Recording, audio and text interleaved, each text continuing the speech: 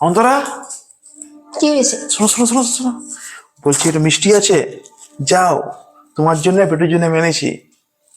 আমার জন্য বেটির জন্য মানে? তোমার জন্য পেটুর জন্য মিষ্টি দিয়ে এলাম। তো তুমি মিষ্টিটা যে মায়ের হাতে দাও, মা সবাইকে ভাগ করে দেবে, আরো তো সবাই আছে ঘরে। যদি আমি মাকে দিয়ে দিই তাহলে তুমি বেটু ওরা কি পাবে?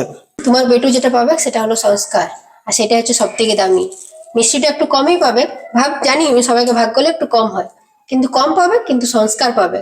আজ তুমি আমাকে এটা এনে আমার হাতে তুলে দিচ্ছ, বেটু দেখছে, বেটুর যখন বিয়ে হবে ওর বউ থাকবে, বাচ্চা থাকবে, বেটুও তো তোর বউকেই তো তুলে দেবে, আমার হাতে তো তুলে দেবে না। আমরা এক কোণে বসে মন খারাপ করব আর ভাববো যে এটা এমনি কেমন হলো।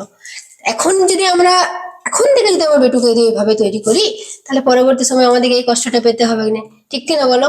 আর যদি সংস্কার শিখেও, তাহলে আগামী দিনে ও নিজের পরিবারকেও ভালোভাবে বড় করতে পারবে, ভালোভাবে সবাইকে মিলে, আরো তো ভাই বোনরা সবাই আছে, সবার সাথে একসাথে করে থাকতে পারবে, বুঝলে?